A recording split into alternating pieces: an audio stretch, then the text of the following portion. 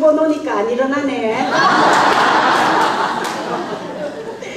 또 일어나시면 이제 어떻게 말할까 이제 딱 준비하고 있는데 그냥 박수로 때우셔가지고 그럼 저도 그냥 말로 때워야 되겠다. 제가 오늘 여러분들 뵈러 오면서 산정형 교회 식구 아닌 분들이 얼마나 되시죠? 잠깐 확인하고 해볼게요. 손 한번 들어주시면 네. 예. 예, 꽤 되죠.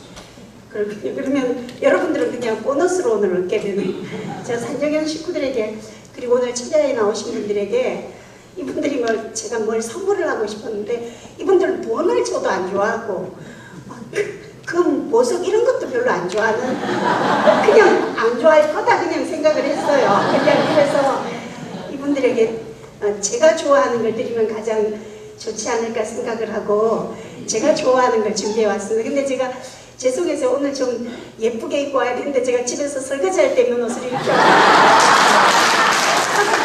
예, 죄송합니다. 다음에 올 때는 진짜 예쁘게 해가지고 한복을 입고 한번 올까 싶어요. 제가 참 좋아하는 시가 하나 있습니다. 그래서 오늘 여러분과 시를 한번 나누고 싶습니다. 이채라는 시인이 쓴 시인데요. 마음이 아름다우니 세상이 아름다워라 라는 제목의 시입니다. 밑게 보면 잡초 아닌 풀이 없고 곱게 보면 꽃이 아닌 사람이 없으되 그대를 꽃으로 볼 일이로다. 털려고 들면 먼지 없는 이가 없고 덮으려고 들면 못 덮을 허물이 없으되 누구의 눈에 들기는 힘들어도 그 눈밖에 나기는 한순간이더라. 귀가 얇은 자는 그 입 또한 가랑잎처럼 가볍고 귀가 두꺼운 자는 그 입 또한 바위처럼 무거운 것. 생각이 깊은 자여 그대는 남의 말을 내 말처럼 하라. 겸손은 사람을 머물게 하고 칭찬은 사람을 가깝게 하고 넓음은 사람을 따르게 하고 기쁨은 사람을 감동케 하나니 마음이 아름다운 자여 그대 그 향기에 세상이 아름다워라. 참 멋지. 막 감동이 안 됩니까? 믿게 보면 잡초 아닌 풀이 없고 곱게 보면 꽃이 아닌 사람이 없습니다. 옆에 이제 뭐 잘생긴 꽃이냐 이쁜 꽃이냐 안 예쁜 꽃이냐 이거는 제가 말하지 않겠습니다만 옆 사람을 보면서 그냥 꽃이라는 것에 강조점을 두고 꽃처럼 아름다운 당신 제 옆에 앉아주셔서 감사합니다.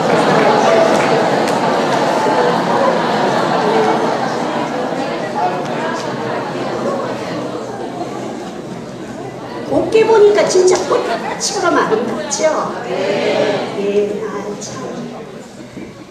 네, 이렇게 아름다운 마음을 가진 분들이기 때문에 하나님 앞에 주님을 사랑하는 마음도 뜨거워서 이 자리에 이 철야까지 여러분 함께 기도하는 자리 놓치지 않고 그 축복의 자리 주인공이 되신 줄 믿습니다.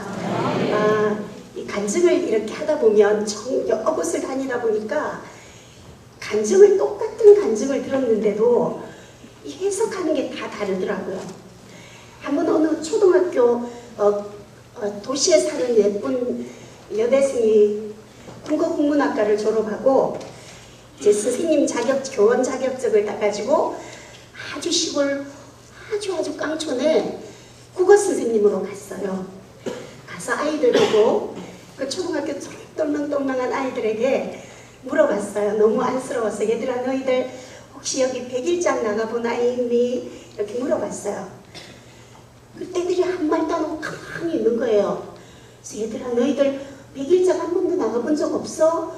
그랬더니 반장이 쭈삣쭈삣 하다가 손을 딱 들더니 여기는 5일장인데요.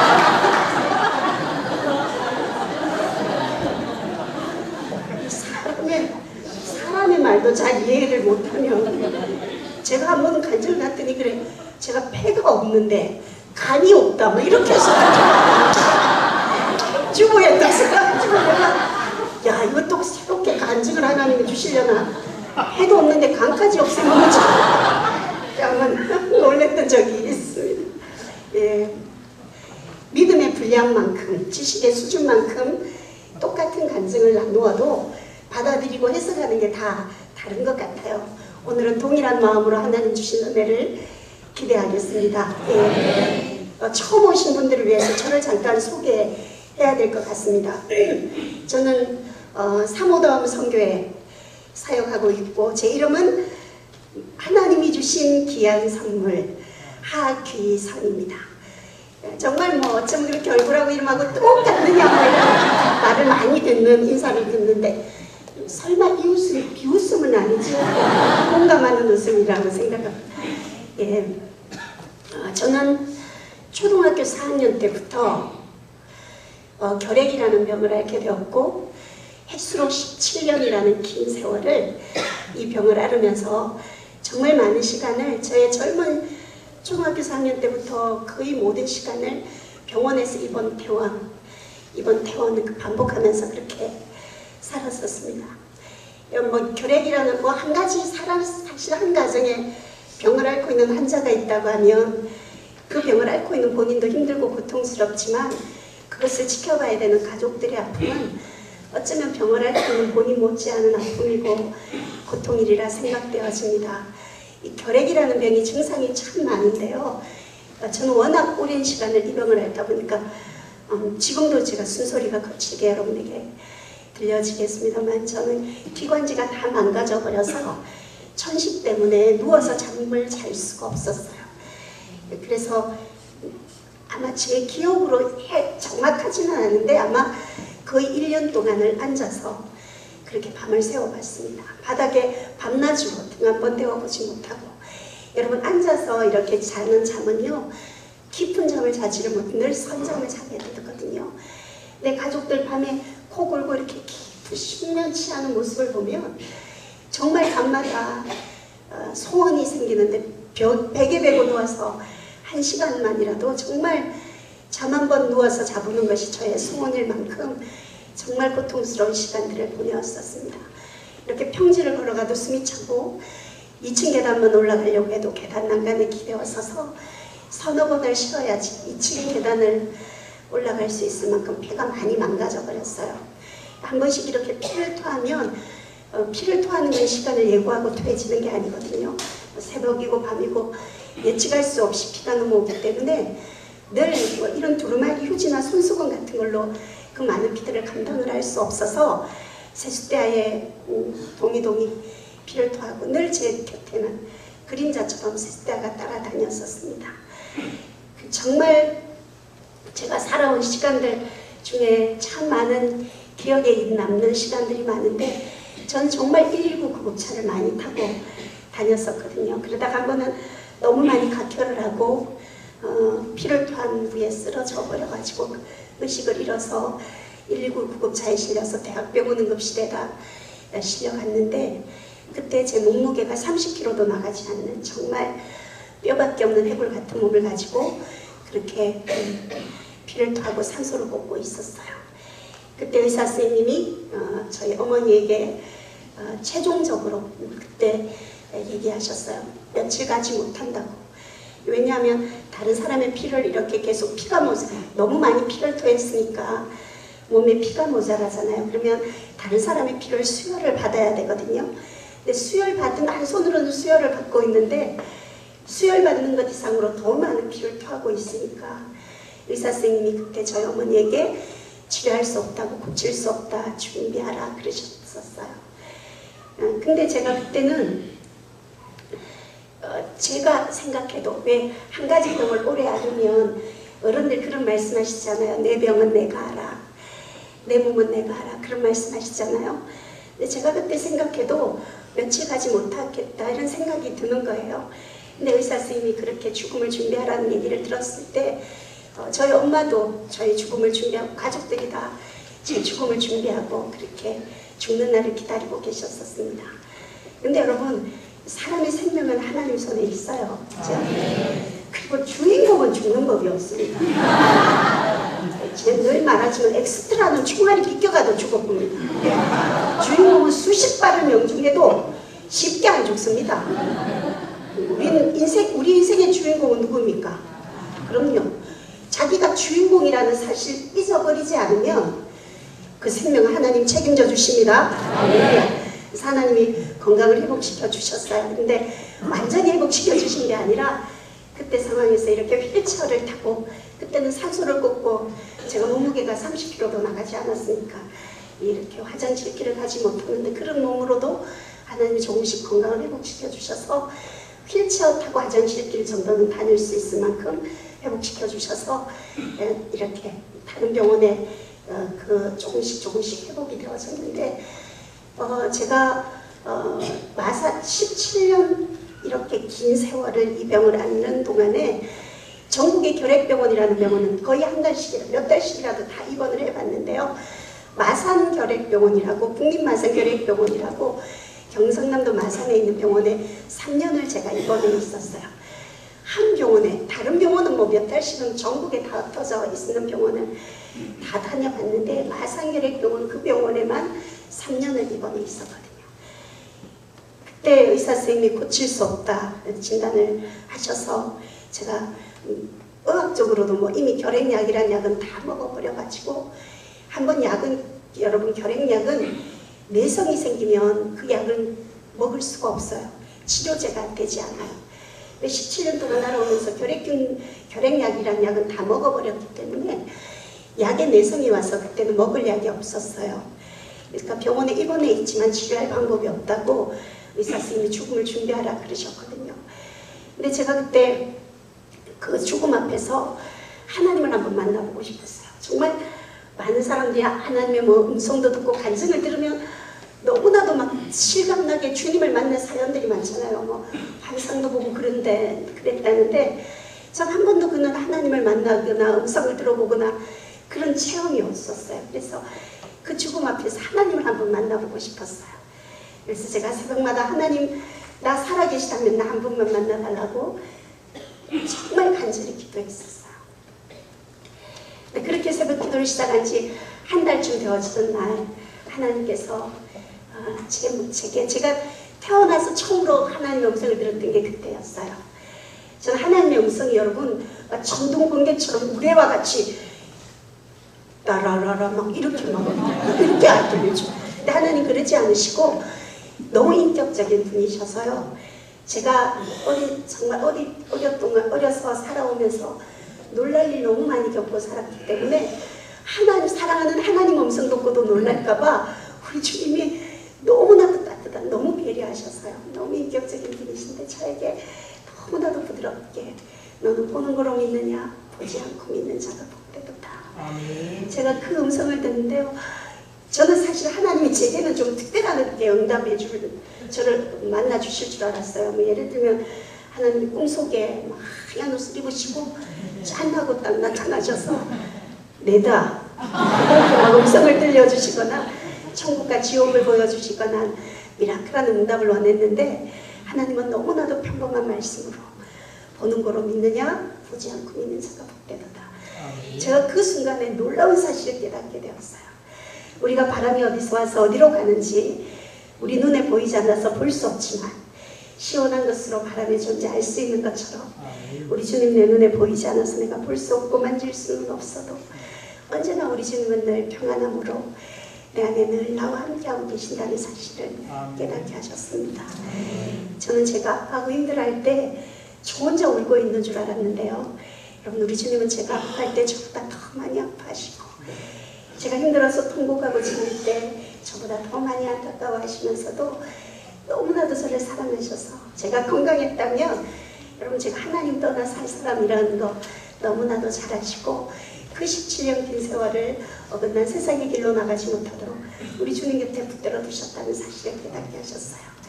여러분 하나님이 나를 사랑하셔서 그 고난 속에 그 아픔 속에 질병 가운데 나와 함께하고 계셨다는 사실이 믿어지니까 환경은 하나도 바뀌어지지 않았고 뭐 가난한 모습, 힘든 모습 그 모습 그대로였지만 예전의 모습 그대로였지만 이 세상에서 나보다 더 행복한 사람은 없다고 생각이 바뀌어졌어요. 여러분 하나님을 만나고 은혜를 받으면 앉아서 신세한탄하고 울고만 지내지 않잖아요. 그죠? 나도 누군가에게 내가 받은 하나님의 사랑 전해주고 싶다는 마음이 들었어요. 제가 결핵기에 17년간 몸담고 있다 보니까 제가 결핵기에서는 거성입니다. 결핵기에서 이선혜가 모르면 간첩일 만큼 결핵기에서는 제가 유명한 환자였는데 많은 환자들이 별명을 제게 지어줬는데 이병동 쌕쌕이라고 별명을 지어줬어요. 제가 쌕쌕거리고 다니니까 이병동 쌕쌕이라고 말했는데 내가 이병동 쌕쌕이 몸이지만 내 몸으로 내 건강으로 할 수 있는 일이 무엇일까 하나님 앞에 기도하는데 하나님이 저희 병실 바로 앞에 중환자 병실을 기억나게 하셨어요. 그 죽음을 앞두고 불안해하고 있는 그 중환자들을 찾아가서 산소도 줄여드리고 제가 워낙 산소를 많이 먹어봤으니까요. 산소 조절은 여기 간호사분들 계세요? 간호사들보다 산소 같은 건 제가 더 잘 만져요. 또 피를 토하는 거 아마 저만큼 피를 코로 입으로 세숫대에 막 수돗물 털듯이 발발발발 그렇게 쏟아내면서 피를 토해본 사람이 별로 없을 거예요. 그러니까 임상이 워낙 경험이 많으니까 그 환자들 피를 토하는 환자들 다 편안한 모습으로 피를 토할 수 있도록 다 도와주면서 정말 최선을 다해서 그 화장실길도 겨우 가는 쌕쌕거린 몸으로 중환자들을 돌보기 시작했어요.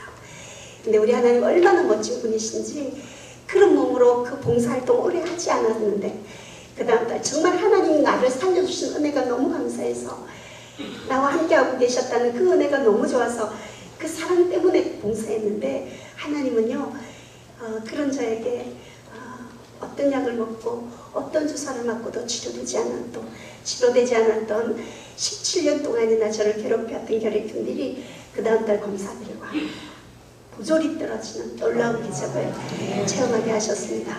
지금 저는 왼쪽 배는 하나도 없습니다. 이게 수술을 해서 없어진 게 아니라 17년 동안 알아오면서 결핵균들이 다 갉아먹어버려서 다 녹아내려서 하나도 없고 그나마 있는 오른쪽 배도 여러분들은 이제 상엽, 중엽, 하엽, 세엽의 폐가 있지만 저는 상엽, 중엽은 하나도 없고 밑에 하엽만 그것도 거의 폐 기능을 상실한 능망의 끝까지 동반된 작은 배를 가지고 지금도 생활하고 있습니다. 이 결핵이라는 병이 다 나았다고 금방 호흡이 정상적으로 들어오는 것이 아니라 없어진 만큼의 편향을 못하기 때문에 제가 지금 앉게 된 지가 10년이 훨씬 지났는데도 평지를 걸어가도 숨이 차고 2층 계단을 오르려면 몇 분을 쉬어야 합니다. 제가 조금 이렇게 배부르게 조금 간식을 했다 할 만큼 밥만 먹어도 이제 숨이 너무 많이 차가지고 죄송합니다 오늘. 그렇지만 제가 이렇게 살아가면서 이렇게 컨디션이 좋은 날은 별로 없습니다. 오늘 정말 이 정도 호흡은 제 컨디션이 아주 좋을 때 나오는 호흡이라는 것만 염두에 두시면 좋겠습니다. 근데 하나님께서 나를 사랑해 주신 그 은혜를 깨닫고 회복시켜 주니까요. 정말 하나님 앞에 너무너무 감사했어요. 정말 감사했어요. 그러니까 주님이 그러셨잖아요. 이제는 더 심한 것이 생기지 않도록 다시는 죄를 범치 말라 당부하신 아버지의 당부의 말씀을 제가 늘 묵상하지요. 그러면서 행여라도 우리 주님이 제 생명을 연장시켜 주신 거 후회하시지 않도록 제 남은 삶을 정말 주님 기뻐하시는 일이 아름답게 쓰임받기를 원합니다. 몇 년 전부터 저희 같은 결핵 환자들에게도 장애인증을 주게 되어서 법이 바뀌어져서 마산결핵병원에 장애 진단을 받으러 가서 제가 의사 선생님들이 자기들이 병원하고는 설명이 안 되는 환자고 저는 치료 대상이 아니라 연구 대상이라는 그런 말을 들었는데요. 그때 의사 선생님께서 저보고 그러시더라고요. 의학적으로 이거는 뭐 제 개인 간증이 아니라 그건 과학적으로 의학적으로 이제 딱 밝혀졌는데 제 같은 호흡을 가지고 이 정도 폐를 갖고 있으면 중환자실에 누워서 산소 뽑고 있어도 숨 차야 될 환자래요. 근데 어떻게 자기가 의사생활하면서 이런 폐를 갖고 살아있는 사람을 처음 본다는 거예요. 그래서 의사 선생님이 검사 결과를 보시면서 그러시더라고요. 그 까다로운 보건복지부 나라에서 규정한 그 보건복지부 규정대로 한다고 해도 저는 의학적으로는 1급 장애를 받을 수 있는 사람이래요. 근데 어떻게 설명할 수는 없지만 이 조금 넘은 폐를 가지고도 이렇게 건강하게 살아가니까 1, 2급 별 차이 없으니까 2급 정도면 무난하겠다. 그래서 제게 2급 장애를 주셨어요. 지금 오늘 처음 저를 보신 분들은 2급이 뭔지 잘 모르시는 것 같은데 1급 다음에 2급 아주 중증 장애잖아요. 그러니까 여러분들이 이렇게 예쁜 장애 저는 본 적 없죠? 우리 학생들이 제 아줌마가 정신장애를 저는 하나님이 제게 주신 장애인증에 대한 자부심이 대단합니다.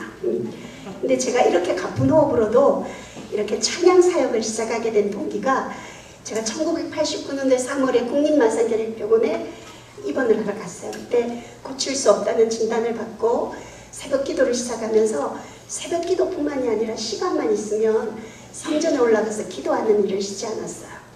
근데 낮에 교회에 기도하러 올라가 보면 병원에 입원해 있는 환자들이 몇 명이 모여서 자기들보다 더 중한 환자들, 그러니까 걸어서 예배당에 예배도 드리러 갈 수 없는 중환자들에게 우리가 찾아가서 찬양도 해드리고 예배도 드려드리자 해서 환자들이 복십자 찬양 선교단이라고 찬양단을 하나 만들어 놨어요. 그래서 낮에 제가 기도하러 가보면 이 환자들이 피아노 옆에서 기타를 치면서 찬양 연습을 하는데 여러분 찬양하는 사람들은 참 아름다워 보이잖아요. 그죠? 오늘 산정현교회 찬양단들 제가 자세히 봤어요. 예쁜 얼굴은 아니잖아요. 정말 찬양하는 모습이 너무너무 아름다워 보여서 정말 찬양하는 사람들은 아름다워 보인다. 그래서 이제 그 사람들이 한의복을 입고 찬양을 하는데 그 앉아서 이렇게 교회 갈 때마다 기도하러 갈 때마다 그 사람들이 힐끗힐끗 보면서 제 마음속에 나도 저 찬양단에 너무너무 들어가고 싶다는 마음의 소원이 생겼어요. 그래서 하루는 제가 큰 맘 먹고 그 찬양단 리더를 찾아갔어요. 그래서 싹 웃으면서 최대한 겸손하게 나도 이 찬양단에 좀 넣어달라고 간절히 부탁을 했어요.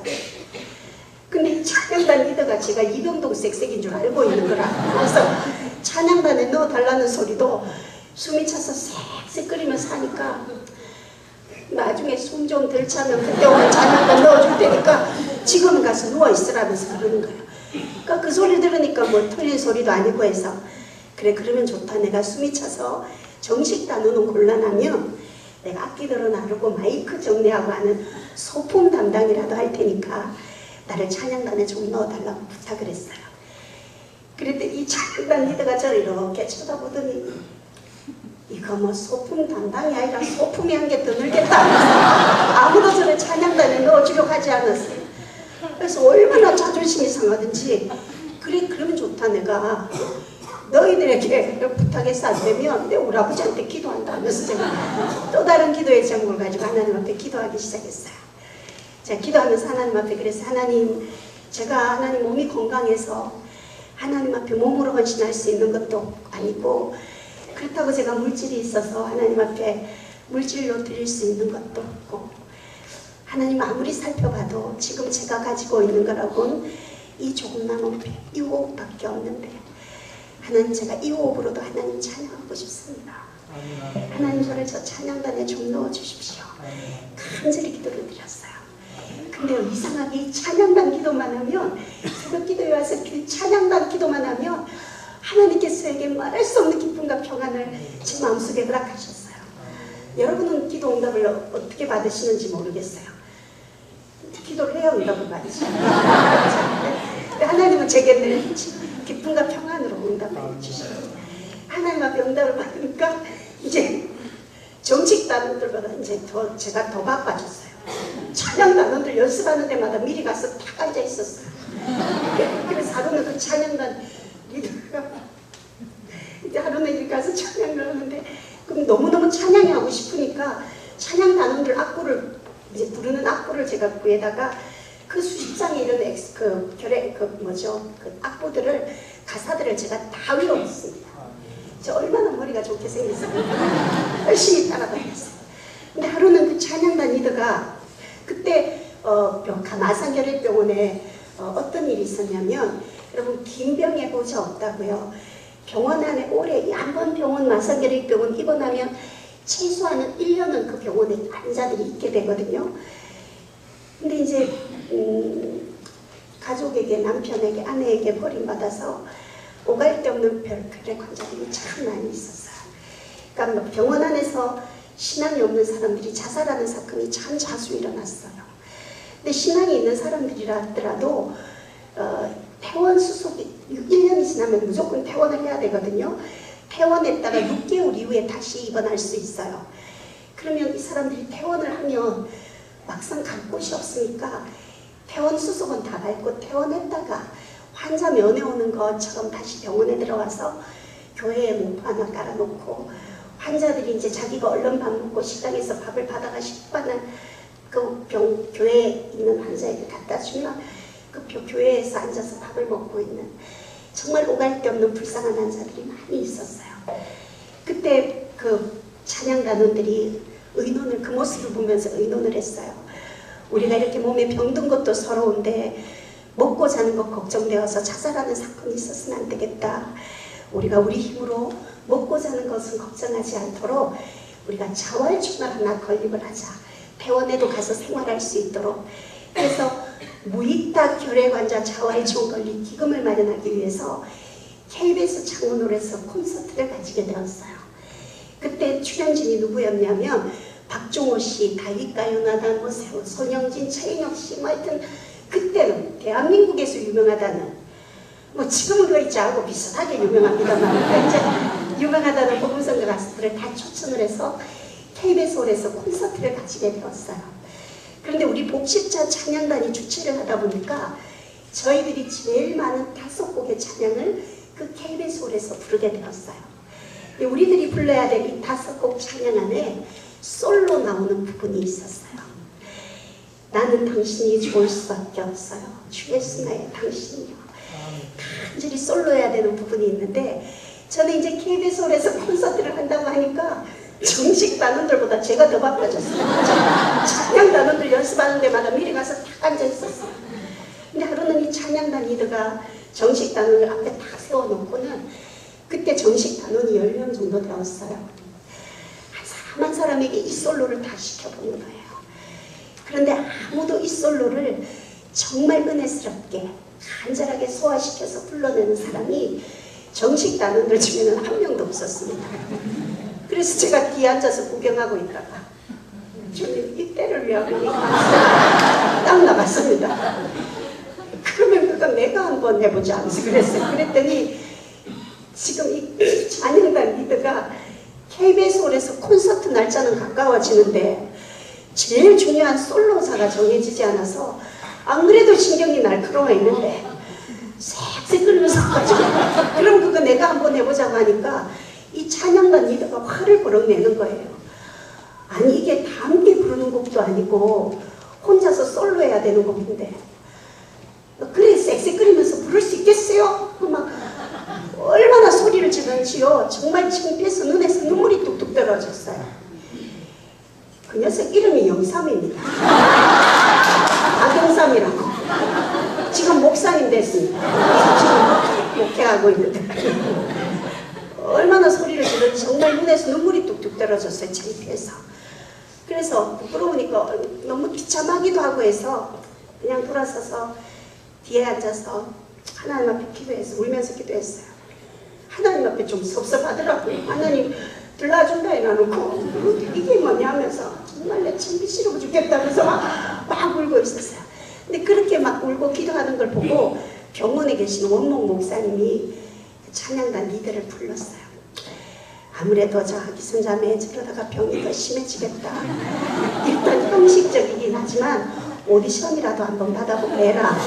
오디션에가 지가 못 불러가 떨어지면 우리를 귀찮게 안 할 테니까 죽은 사람 소원도 들어준다는데 원인 없도록 오디션이나 한번 받아보게 하라고. 그러니까 이제 찬양단 리더가 목사님 말씀이니까 할 수 없이 순종을 하고는 제가 울고 막 기도하고 있는데 옆에 오더니 어깨를 툭 치면서 점심때 안정시간 마치고 오디션 할 테니까 준비해와요. 딱 이러는 거예요. 근데 이 소리를 들으니까 안 그래도 숨찬데 숨이 또 차는 거예요. 진짜 하니까 정말이래요. 그러면 그렇지 않고 그날 병실로 올라가는데 다른 날 같으면 색색 끓이면서요 수십 번도 더 쉬었다 올라가는 그 길을 그날은 제가 기분이 너무너무 좋았습니다. 얼마나 보람찬하고 씩씩하게 올라갔든지 밑에 병실에 입원해 있던 환자들이 제가 입원해 있는 위에 병동에 불났는 줄 알았대요. 제가 그렇게 급하게 올라가는 걸 처음 봤으니까 나중에 이제 전해들은 얘기인데요. 근데 여러분 저는 그때 제정신이 아니었어요. 단지 하나님이 내 기도를 들어주셨다는 것 때문에 나에게도 기회를 주셨다는 그 기쁨 때문에 제가 그 길로 올라갈 수가 있었어요. 그래서 여러분 마산결핵병원에는 안정시간이라는 게 있어요. 이 안정시간은 뭐 하는 시간이냐면 하루에 3번 있어요. 오전에 한 번, 오후에 한 번, 저녁에 한 번, 3번 있는데 1시간 반 동안 화장실 가는 것 외에는 침대에 가만히 누워서 잠을 자야 되는 시간이 안정시간이에요. 그러면 환자가 안정을 하는지 안 하는지 간호사가 계속 순찰을 돌아요. 근데 이 안정시간만 마치고 나면 오디션을 받으러 가야 되는데 제가 그 안정시간에 안정이 되겠습니까? 그리고 연습을 해야 되는데 어떻게 할까 고민을 하는데 하나님이 제게 지혜를 주셨어요. 이 환자가 병실에서 없어져도 화장실에 가 있는 게 확인되면 간호사들이 타치하지 않거든요. 그래서 얼른 화장실을 찾아갔어요. 그래서 화장실 창문 열어놓고 그 왜 오렌지 주스 먹는 그 긴 빨대 있지 않습니까? 이렇게 주름 들어가져서 앞으로 구부러지는 스트롱이요. 그걸 이제 화장실에서 급한 김에 마이크라고 들고 그걸 찾아가서 이제 마이크 스트롱 딱 구부려가지고 마이크 좀 잡고 이제 찬양 연습을 시작했어요. 솔로 연습을. 이걸 빨대 들고 1시간 반을 하고 있었어요. 누가 오면 얼른 그 빨대 뒤로 숨겼다가 가고 나면 또 여러분 얼마나 찬양이 하고 싶었어요. 이병동 쌕쌕이가 냄새나는 화장실에서 소리도 내지 못하고 하나님을 찬양하는 것을 연습했겠습니까? 우리 하나님께서 그 모습을 참 예쁘게 보셨던 것 같아요. 그래서 그날 안정시간을 마치고 나서 오디션을 받으러 가는데 그날 병원에 소문이 났습니다. 이병동 쌕쌕이 오늘 오디션 받는다 이래 놓으니까 병원에 입원해 있는 환자들이 할 일이 뭐 있습니까? 교회 안 다니는 환자들도 구경 왔습니다. 제가 결핵계의 거성이다 보니까. 근데 이제 병실에서 교회까지 올라가려면 이렇게 계단이 져 있는데 근데 계단 위로 올려다 보니까 그날 예배당 안에 사람들이 환자들이 빼곡하게 와 있는 거예요. 그래서 제가 생각할 때 아, 바깥교회에서 위문 온 줄 알았어요. 또 환자들 위문 올 때는 막 떡이랑 빵, 우유 이런 거 사오기 때문에 그때는 여러분 종교를 초월해가 막 환자들이 몰려다니거든요. 병원의 환자들이. 그래서 도대체 무슨 일이지 하고 쓱쓱거리면서 올라가는데 문 앞에 서 있던 아주 짓궂은 환자들이 야, 저 봐라, 저 이병동 색색이 올라오고 있다 이러니까 웅성웅성. 이게 병원 안에서도 이게 소문이, KBS 홀에서 환자들이 콘서트를 한다, 이거는 정말 이슈거든요. 뭐 이벤트잖아요. 그러니까 막 소문이 나 있으니까 이병동 색색이 오디션 받는다 이러니까 다 모여들었던 거예요. 막 웅성웅성 저를 보고 손가락질하고 비웃는 웃음소리를 막 들으니까 그런 모습들을 이렇게 보면서 숨이 차서 빨리도 걸어오지 못하고 쓱쓱거리면서 그 환자들 웃는 거 수덕거리는 거 지켜보면서 아무 말하지 않고 성전에 와서 하나님 앞에 울면서 기도했어요. 하나님 제가 이 솔로 곡 부르고 제가 여기서 죽어도 좋습니다. 하나님, 제가 얼마나 하나님을 찬양하기를 원하는지, 그리고 하나님께서 얼마나 저의 찬양을 받으시기를 기뻐하시는지 하나님, 이 모인 사람들 앞에서 확인시켜 주십시오. 하나님, 제가 이 솔로의 곡 부르고 저 여기서 죽어도 좋습니다. 그 결단의 기도를 하고 이제 솔로를 시작했습니다. 나는 당신이 좋을 수밖에 없어요. 주 예수 나의 당신이요. 여러분, 사실 그 자리에 구경 와 있는 많은 환자들이요, 제가 얼마나 오랫동안 이 병 때문에 고통당하고 고난당했는지를 다 아는 사람들이거든요. 그 사람들이 저를 볼 때 제가 하나님이 좋을 이유가 하나도 없어 보이는데도 제가 눈물을 흘리면서 주님, 그래도 나는 당신이 좋을 수밖에 없어요. 주 예수 나의 당신이여를 숨이 끊어질 듯 연결해서 부르는 저의 그 찬양하는 모습을 보고 그 자리에 구경 와 있던 많은 환자들이 펑펑 울어버리고 말았습니다. 이건 찬양을 잘하고 못하고 문제가 아니다. 화장실 길도 겨우 가는 저 이병동 색색이가 저렇듯 가쁜 호흡으로도 솔로를 할 수 있다는 거, 저건 하나님의 은혜다. 우리 저 자매 찬양단 넣어주자. 그래가지고요, 소품 담당으로 안 넣어주려던 제가 그 3,000명 모인 KBS 홀에서 제가 이래도 솔로 했습니다.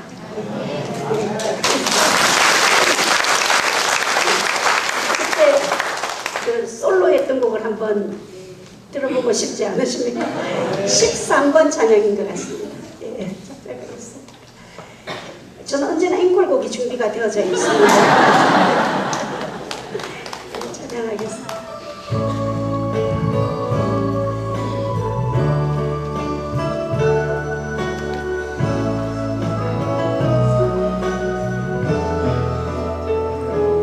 빛이 없어도 환하게 다가오시는 주 예수 나의 당신이여, 음성이 없어도 똑똑히 들려주시는 주 예수 나의 당신이여, 당신이 계심으로 나도 있고 당신의 노래가 머물므로 나는 부를 수 있어요.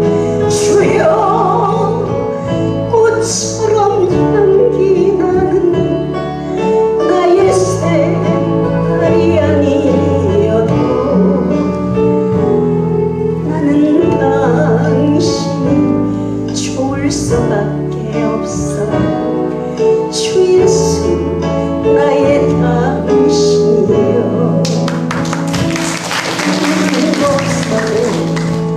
주님이 곁에 계시면 나는 언제나 있습니다.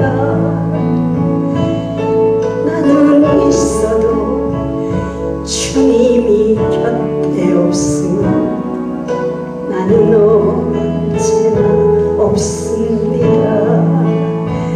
당신이 계심으로 나도 있고 당신의 노래가 머물므로 나는 부를 수 있어.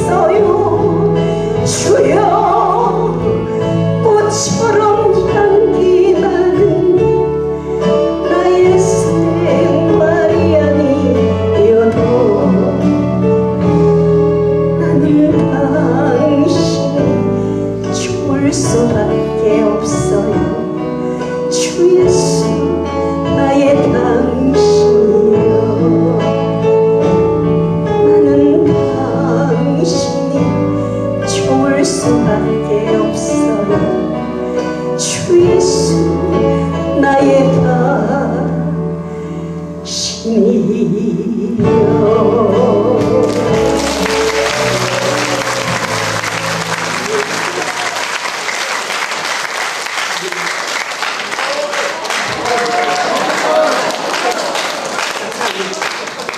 준비해놨습니다.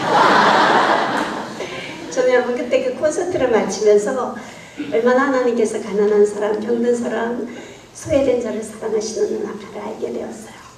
왜냐하면 그 한 번의 콘서트를 통해서 오갈 데 없는 결핵 환자들이 먹고 사는 것은 걱정하지 않도록 자활천이 건립되어져서 정말 저도 그곳에서 있기도 했지만 참 많은 환자들이 그곳에서 위로를 얻었습니다. 참 제가 참 많은 병원을 옮겨 다녔습니다. 마산에 있는 국립마산교육병원은 약으로 치료하는 병원이 있는 곳이고요. 충남 공주에 가면 수술하는 환자들이 입원해 있는 병원이 있어요. 제가 마산교육병원에 입원을 했다가 치료 고칠 수 없다는 진단을 받고 그곳에서 치료하다가 일단 1년이 지나고 다시 이제 1년 지나면 6개월 지날 때까지 또 심사가 될 때까지 갈 곳이 있어야 되잖아요. 근데 저는 그때 집으로 갈 수 있는 그런 상황이 못 되었어요. 제가 성장하면서 어머니라고 불러야 됐던 새엄마들이 5분 계셨거든요. 그래서 그때는 제가 국립마산결핵병원에 있다가 퇴원해 있을 때는 유일하게 친엄마랑 함께 살고 있을 때였어요. 그래서 엄마가 제 병원에 이제 저를 국립마산결핵병원에 퇴원하고 제가 이제 몸이 너무 피를 토하고 몸이 안 좋으니까 혹시 수술할 수 있는 방법이 없을까 하고 충남 공주결핵병원에 서류를 넣어보았어요. 그랬더니 한번 연구 대상으로 입원을 해보라 그런 연락이 왔어요. 그래서 마산 이제 공주결핵병원을 찾아가는데 여러분 결핵병원은 다른 병원하고 달려서 한 병실에 6명 내지 8명이 한 병실에서 지내는데요. 한번 입원하면 퇴원할 때까지 1년 동안을 그 방 식구들이 함께 생활을 하게 돼 있어요.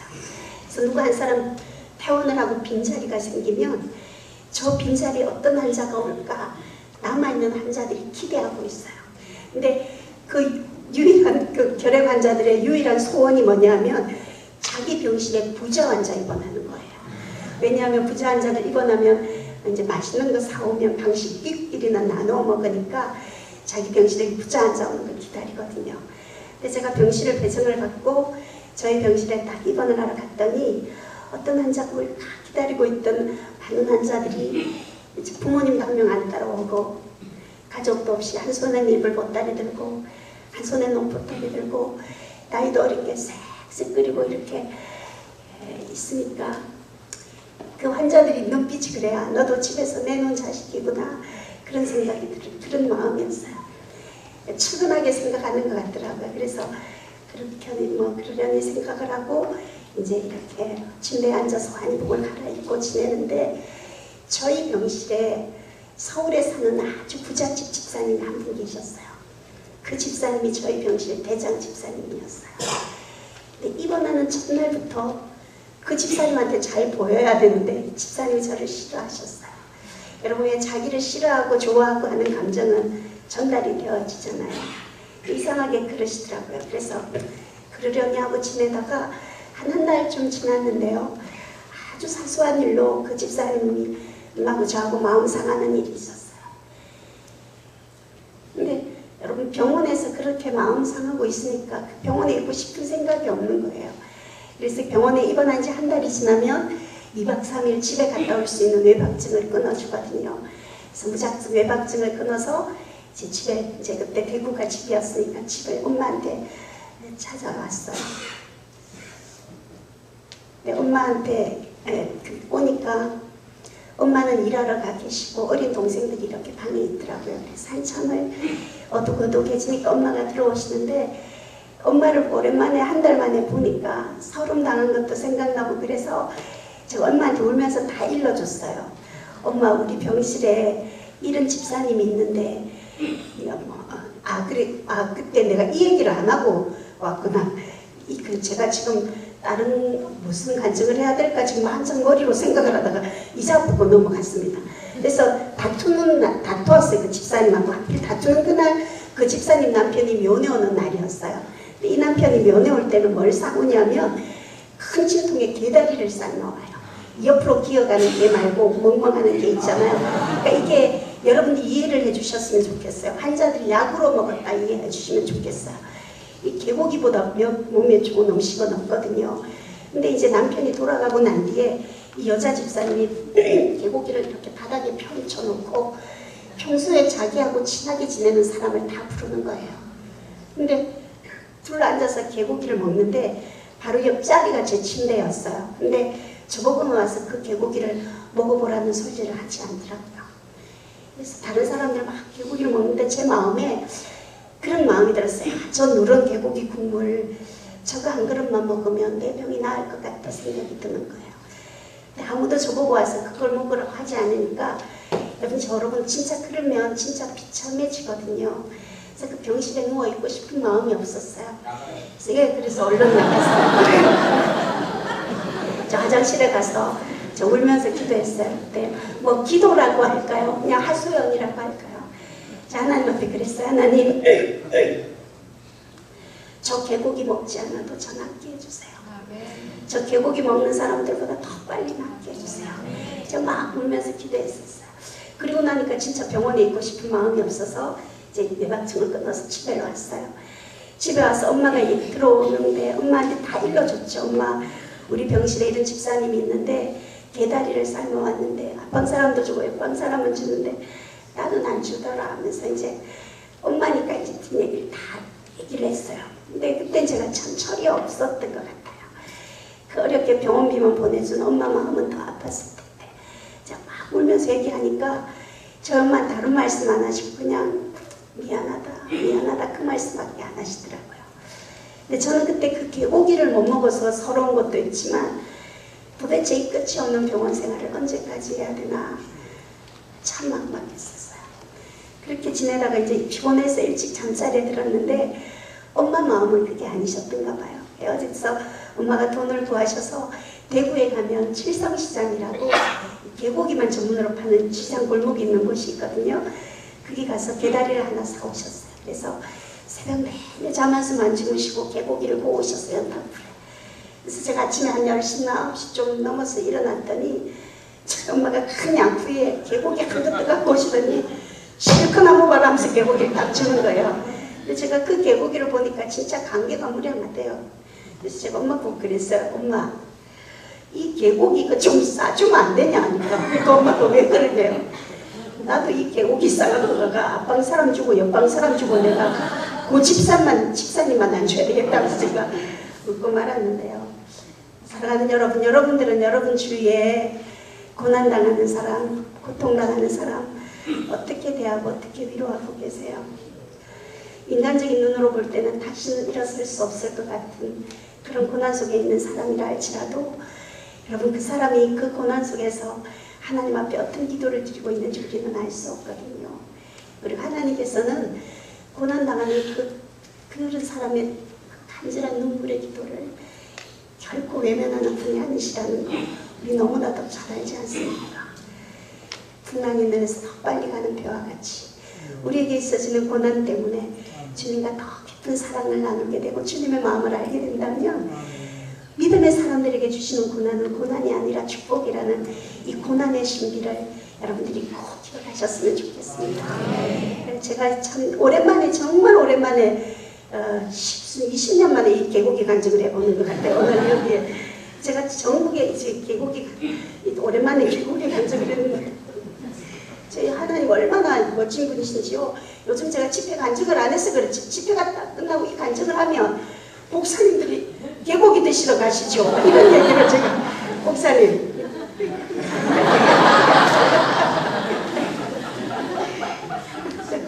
제가 한번 전라도 해남에 간증을 하러 갔는데요. 간증을 하러 가서 그날 오래 전이니까 한 20년 전이네요.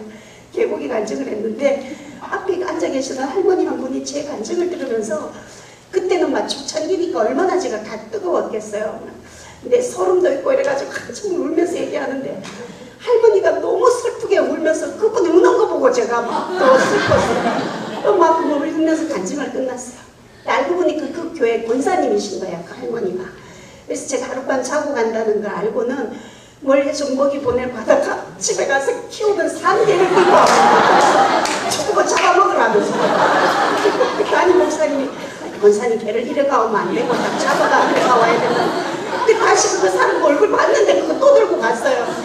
그래서 그 다음날 비행기 시간에 맞춰가 개고기 딱 잡아주셨는데 제가 그 교회 그때 그 개고기 저희 교회 당기장 목사님이 개고기랑 금자다가 불떡이 나는 분이신데 목사님 댁에 갖고 가가지고 정말 그때 배 터지게 한번 개고기 먹어봤어요. 요즘은 즐겨 먹지는 않습니다. 예, 그래서 참 그런 추억이 있습니다. 근데 하나님이 저를 이렇게 사랑해 주셔서 좋은 사람을 만나가지고요.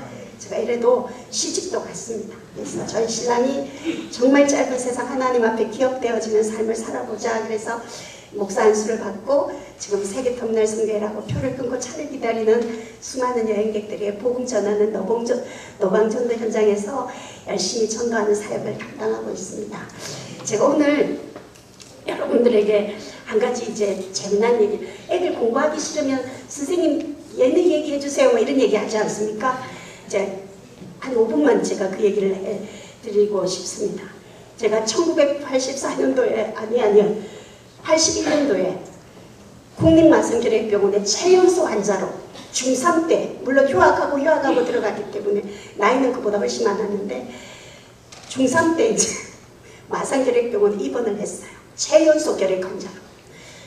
근데 제가 입원해 있는데 그때 서울에 사는 엄청 멋진 고등학교 3학년짜리 오빠가 입원을 했습니다. 장건이 오빠가 이름도 장건 입원을 했는데 진짜요. 전 대구에 이렇게 촌에 살았는데 장건이 오빠는 서울 사람인데요. 피부도 남자인데 고양이 환자복을 입었는데 연미복 입은 것 같습니다. 너무 좋은데 교회에서 이렇게 보면 너무너무 따뜻하게 피아노 기타 치면서 막 찬양도 불러주면서 제가 장건이 오빠를 좋아하게 됐습니다. 너무너무 좋아했습니다. 근데 제가 또 예뻤기 때문에 장건이 오빠도 저를 좋아했습니다. 정말 둘이 정말 안정시간 딱 끝나면 둘이 손잡고 손만 잡았습니다. 하나님 앞에 맹세코 손만 잡고 진짜 정말 제 어린 마음에 정말 예수님보다 그 오빠가 더 좋았습니다. 지금 집에 다니다가 제가 먼저 입원을 하고 있었기 때문에 제가 먼저 퇴원을 했어요. 6개월인가 먼저 퇴원을 했는데요. 제가 아까 여러분께 잠깐 말씀드렸지만 제가 엄마라고 불러야 됐던 새엄마들이 5명 있다 그랬잖아요. 그래서 퇴원을 딱 해왔는데 저희 새엄마가 저를 퇴원해 온 지 일주일도 안 됐는데 도자기 공장에 일하러 가라고 저를 보내왔어요. 그러니까 아침에 출근버스 학교 다른 친구들은 학교 가는데 제 도자기 공장에 일을 하러 출근버스를 타고 그렇게 가야 돼요. 근데 출근하러 딱 가면 하는 일이 뭐냐면 도자기 접시에 여러분 꽃그림 있지 않습니까? 그때 스티커를 붙여가지고 이렇게 해서 그 불에 구우면 그게 딱 무늬가 되어 나오는 그 스티커 붙이는 작업을 그 추운 겨울에 하고 있었어요.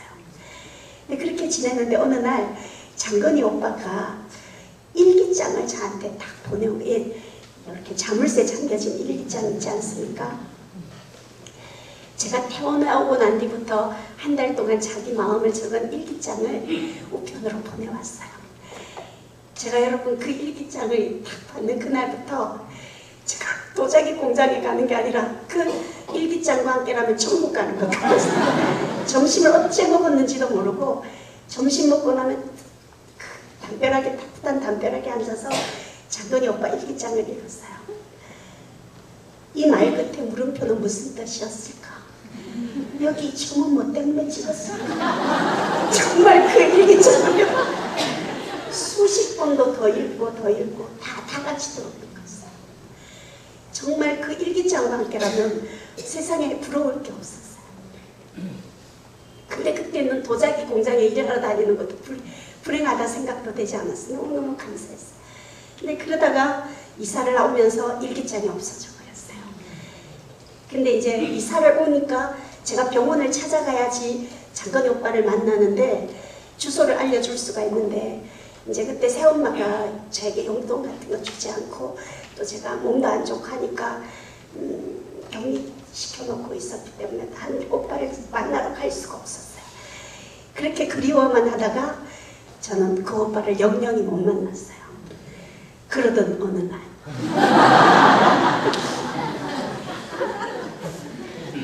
몇 년 전에 이렇게 집에 있는데 전화가 왔어요. 여보세요? 이러니까 하기선 씨? 네? 나 장건이야. 이러는 거예요. 어이구 세상에. 제가 깜짝 놀랐어요. 그 전화기 얼른 꺼버렸어요. 그랬더니 조금 있으니까 다시 전화가 왔어요. 그랬더니 나 장건인데 잘 지냈냐고 한참 안부를 묻더니 한번 얼굴을 볼 수 있을까 묻더라고요.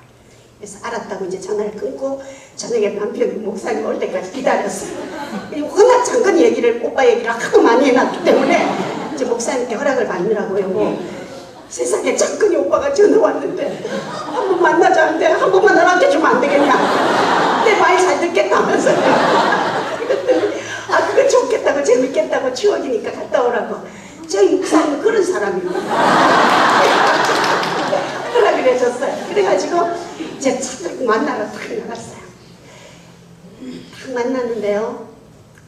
법대를 졸업해서 교수가 되어 있더라고요.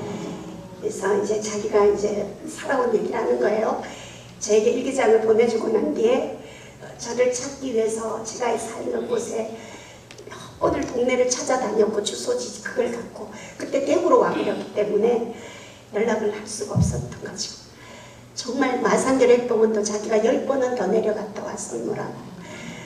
이제 조금 위로가 됩니다. 나만 좋아한 게 아니었구나 이런 생각하면서. 그래서 그랬는데 저를 어떻게 알게 됐냐 그랬더니 자기 부인이 어디서 제 CD를 하나 갖고 왔는데 얼굴이 딱 보니까 저더래요. 하기선 하나님이 주신 귀한 선물.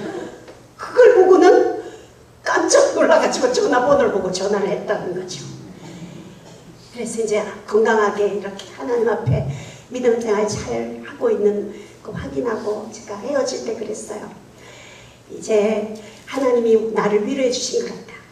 장건이 오빠를 만나게 한 것도 하나님께 감사하고 나도 결혼했고 이제 목사 아내가 되었고 이제 오빠도 좋은 사람 만나서 집사님과 잘 사니까 우리가 또다시 연락을 하는 건 하나님 앞에 아닌 것 같고 이런 만남을 나는 하나님이 주신 선물이라고 생각한다. 내가 이 자리에서 전화번호를 지운다. 네, 우리 서로 그리워했던 마음으로 서로를 위해서 중보하고 기도하자. 그렇게 하고는 전화번호를 저도 지우고 장건이 오빠도 지웠어요. 그리고는 헤어졌어요. 그리고 우리 목사님한테 제가 다 얘기를 했어요. 그랬더니 전화번호를 왜 지우노? 이러면서도 못하는 것 같았어요. 아주 기분을 좋아하시면서 네, 그랬어요. 근데 그렇게 지나다가 어느 날 제가 성경을 딱 보다가요. 너무 하나님 앞에 죄송했어요. 내가 가장 힘들 때 도자기 공장에서 그 최악의 힘들고 어려운 그 새엄마의 39박 당하면서 지낼 때 유일한 낙이었던 게 소망이었던 게 그 오빠의 일기장인데 저만 하에도 물음표 하나에도 이 오빠의 마음이 어떤 마음이었을까 그렇게 생각하고 읽었었는데 내가 하나님의 말씀을 그렇게 사용하지 못했던 것 같은 거예요. 그래서 하나님 앞에 성경을 덮고 정말 많이 울었어요. 그래서 내가 다시 한번 성경을 보는 각도가 달라졌어요. 여러분들 하나님을 얼마나 사랑하는 여러분 마음속에 추억의 첫사랑들이 다 있을 거예요. 그렇죠? 그 첫사랑만큼 그 첫사랑 오빠가 주고받았던 문자 하나보다도 하나님의 말씀이 귀하게 여겨지지 않는다면 우리의 신앙을 한번 돌아보는 계기가 되었으면 참 좋겠습니다. 저는 남아있는 배가 작기 때문에 아이를 가질 수 없다는 의사의 진단을 받았습니다. 정말 요즘 정말 엄마 이렇게 부르는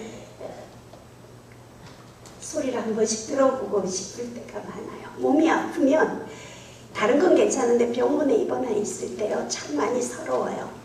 저는 와서 위문하는 사람, 늘 곁에 있는 사람 남편밖에 없잖아요. 근데 다른 병실에 같은 병실에 있는 환자들은 저녁이 되면 자녀들이 엄마 찾아와서 만질도 만지고 말은 도란도란 얘기하는 거 이렇게 지켜보면 참 많이 몸 아픈 것보다 그 마음이 더 서럽더라고요. 전 육신의 자녀는 없이 살지만 하나님께서는 저에게 작은 교회 사모님들을 제게 그 많은 사모님들처럼 어머니처럼 따르는 그런 사모님들에게를 품게 하셔서 그분들을 섬기는 일을 제 사명이라 생각하고 열심히 감당하고 살아가고 있습니다. 여러분 제가 참 행복하게 보이지 않습니까? 네, 그저 행복하게 보이죠? 자식도 없이 그렇게 살아가는데 제가 여러분 하나님이 유명하게 해달라고 제가 하나님께 유명하게 해달라고 기도했는데 하나님 저를 유명하게 해주신 것 같습니까? 제가 안 유명하면 여기 산정형교회를 3번이나 오겠습니까? 제가 수요일날 거제도 집회를 갔습니다. 제가 거제도를 갔는데 몇 번 갔는데요. 지금은 거제도에 다리가 놓여서 차를 타고 갔지만 제가 옛날 10년 전에 거제도 갈 때는요. 집회하러 갈 때는 비행기 타고 서울에서 부산 김해공항 딱 내리면 차로 이동해가 헬기 타는데 딱 가가지고 헬기 딱 타고 거제도 집회하러 가고 저 그랬습니다. 연예인들도 그래 헬기로 이동 안 하는 차를 뭐 톱스타들 안 하는데 그죠? 하나님이 저를 그렇게 유명하게 해주셨어요. 여러분 하나님께는 한 가지만 하나님 마음에 들어도 하나님 정말 그 인생을 책임져 주시는 것 같아요. 전 하나님 앞에 잘한 거 없는데 제가 이렇게 찬양 사역을 함께 해달라고 막 하나님 앞에 기도했을 때 하나님이 그때 KBS 홀에서 콘서트를 하고 복식자 찬양단에 들어가서 찬양단을 하고 한 5년 6개월 6년이 지났을 때 찬양단원들이 다 흩어지고 아무도 남게 되지 않았어요. 다 결혼하고 뭐 직장을 갖고 생활이 되지 않으니까 저 혼자 남게 되었을 때 제가 하나님 앞에 그렇게 기도했었거든요. 하나님 하나님 일로 바쁜 사람이 되게 해달라고 찬양 사역자로 간증자로 써달라고 정말 하나님 앞에 간절히 기도했어요. 근데 제가 막 찬양을 잘하는 것도 아니고 잘하긴 잘합니다만 불러주는 사람이 없었어요. 근데 정말 열심히 정말 찬양 사역이 하고 싶어서 지냈는데 아무도 오라는 사람이 없었던 거예요. 근데 제가 그때 찬양 사역의 꿈이 있으니까 저는 여러분 피아노가 너무너무 갖고 싶었어요. 정말 찬양 사역을 하게 되면 피아노가 필요하잖아요. 근데 그때 엄마가 직장을 다니면서 지금 월급을 타서 저에게 생활비를 주시면 그 엄마가 생활비 주시는 돈으로 정말 아끼고 절약해서 제가 드디어 피아노, 영창 피아노 그걸 할부로 한 대 샀어요. 그래가지고 정말 생명처럼 아끼는 피아노였는데 제가 그 피아노를 딱 6개월을 가지고 있었어요. 근데 하루는 하나님 앞에 찬양 사역의 길을 열어달라고 막 기도하고 있는데 새벽 기도회 가서 기도하고 있는데 하나님이 저에게 그 피아노를 바치라는 음성을 딱 주시는 거예요.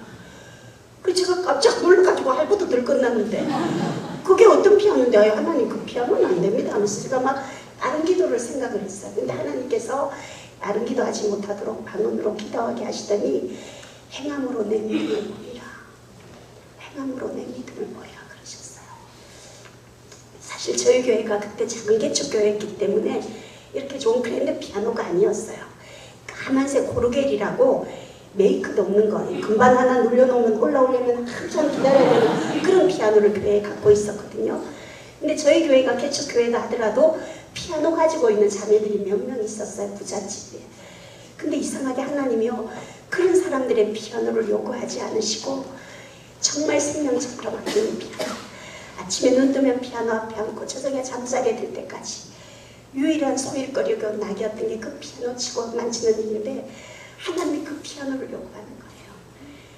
제가 그날 새벽 기도를 마치고 집에 돌아와서 그 피아노를 만지면서 제가 하나님 앞에 그렇게 기도했습니다. 하나님, 제가 이 피아노를 참 사랑하지만 내가 하나님보다는 사랑하지 않습니다. 그렇게 기도하고 혹시라도 오래 기도하고 생각하면 제 마음이 변할까봐 그 다음날 바로 그 피아노를 하나님 앞에 허물러 드렸어요. 근데 그 피아노를 드리고 난 뒤부터 정말 전국에서요, 저를 잘 알지도 못하는 분들이 찬양해달라고 간증해달라고 연락이 오기 시작하는데, 여러분 제가 정말 영국, 프랑스, 파리, 독일, 뭐 러시아 이런 데는 못 가봤습니다.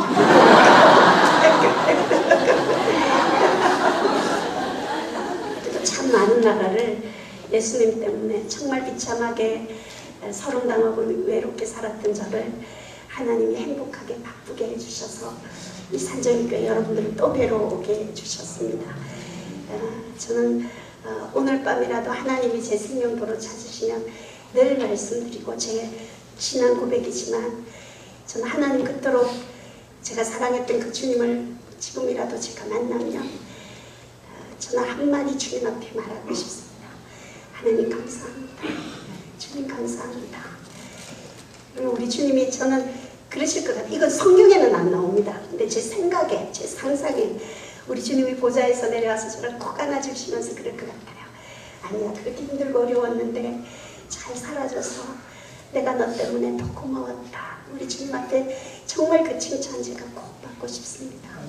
여러분들이 모두 언젠가는 하나님 앞에 서게 될 텐데 며칠 가지 않는 사람의 칭찬 때문에 행복했다가 불행하지 않고 아무도 이 땅에 우리 수고한가 알아주지 않아도 주님 앞에 섰을 때 정말 내가 너 때문에 고마웠다고 우리 주님이 기억하시는 그런 삶을 살면 그거보다 더 행복한 일이 뭐가 있겠습니까? 저는 저를 이토록 행복하게 해주신 우리 주님 너무너무 사랑하고요. 제가 두서없이 오늘 너무 진짜 편한 마음으로 산정현 식구들은 이상하게 사람을 무장해제시키는 그런 놀라운 능력이 있는 것 같아요.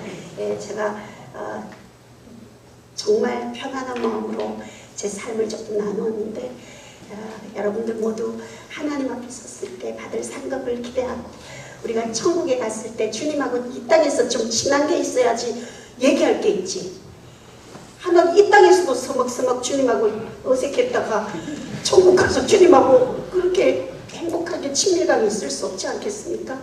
주님 앞에 더 친밀한 여러분들이 훈련되어지고 이게 습관이 되어지고 또 그 습관이 정말 여러분의 고백이 되어지는 주님과의 아름다운 사랑을 나누는 여러분 되셨으면 참 좋겠습니다. 저 우리 주님을 찬양 한 곡 마지막으로 하고 여러분 앵콜곡 하도록 하겠습니다. 여러분 사랑합니다. 우리 주님 사랑합니다. 고맙습니다. 찬양하겠습니다.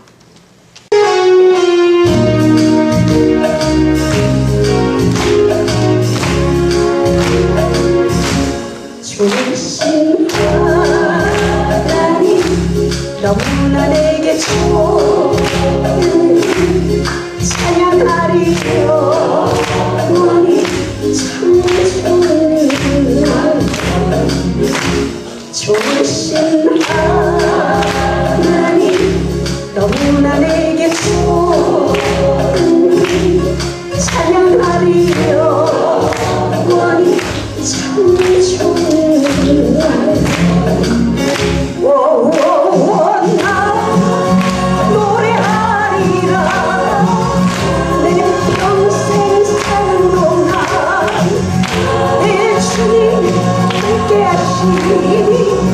난 찬양하리라. 주신 하나님 너무나 내게 좋은 찬양하리요 원이 참 좋은 아멘. 여러분들이 주님 좋은 분이라고 인정하시죠? 그러면 아시는 곡이겠나? 내가 좋아하는 만큼의 목소리로 정말 주님은 내게 너무 좋은 분이셨습니다.